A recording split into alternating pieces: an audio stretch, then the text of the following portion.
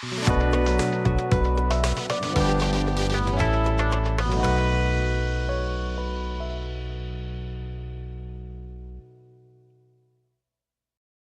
good morning, good evening, good afternoon, wherever you are in the world. Let me welcome you with one more tips or episode of Projon. And today I'm going to share with you how to nail your project kickoff meeting, a practical guide for my fellow project managers. So let's get started. So every great project begins with a great kickoff. But let's be honest, too many kickoff meetings are boring, confusing, and downright chaotic. Today, I'm going to walk you through how to run an effective project kickoff meeting that sets the tone for success, aligns your team, and impresses your stakeholder. Let's dive in. Why the kickoff meeting matters. A project kickoff isn't just a formality, it's your opportunity to build trust, rapport, align everyone on the objectives, set clear expectations about the project, energize the team for the journey ahead. So, when you build trust, rapport with your team, align the objective of the project with clear set of expectations or goals, the journey is smooth. So, think of it like first scene in a movie. You are setting the tone, introducing the main characters, and hinting at the challenges ahead. Pre work before the kickoff meeting. Now, a successful kickoff starts before the meeting. Yeah, here's what I prepare for. Have some clear agenda. Send it in advance so people come ready. Have project chatter or brief about your project, like outlining scope, objective, some key milestones. Have the stakeholder list handy.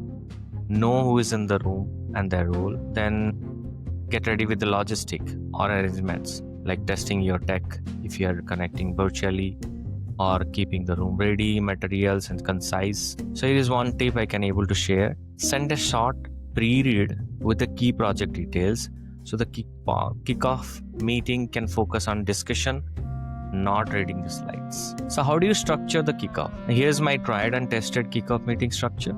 First, welcome and introduction.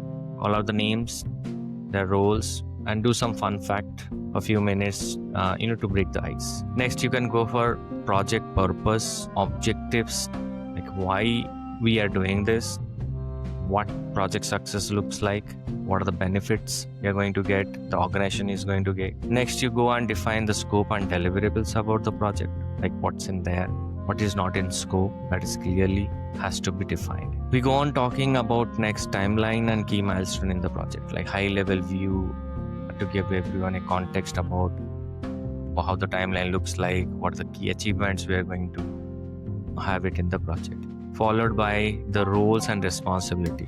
Who does what and how the decisions are being made, who is responsible, who is accountable, and all those areas of responsibility. Next, you can talk about risk and assumption in the project, like encouraging the early discussion about some potential challenges in the project, risk, and few assumption you made as part of the project plan.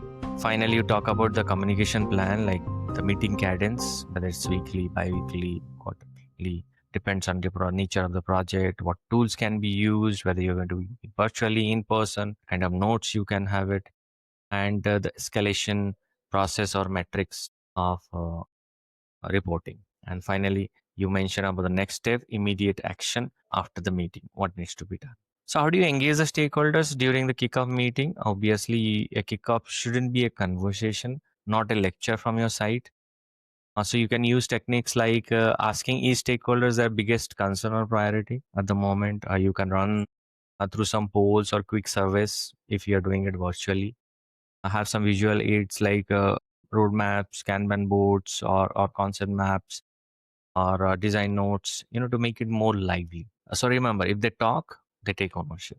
It shouldn't be a monologue from your side. Now try to avoid these common mistakes, which I have done in few of the kickoff meetings. Don't fall into these traps like overloading with technical jargons, running too long without breaks, ignoring some of the quiet participant, ask them to participate, forgetting to clarify decisions and next step. So avoid these mistakes and kind of. And finally, closing it strong, end of the meeting by summarizing key agreements and confirming the next steps and owner. So when you end the meeting with strong summarizing key agreement or confirming the next step, what needs to be done, defining the ownership, and something as simple like, hey, we got the plan, we got the team, and now let's deliver. So that's how you can have a nice, productive kickoff meeting. And remember, kickoff meeting is your launchpad. So done well, it builds momentum and trust that carry through the project. Try this structure in your next kickoff and watch the difference it makes.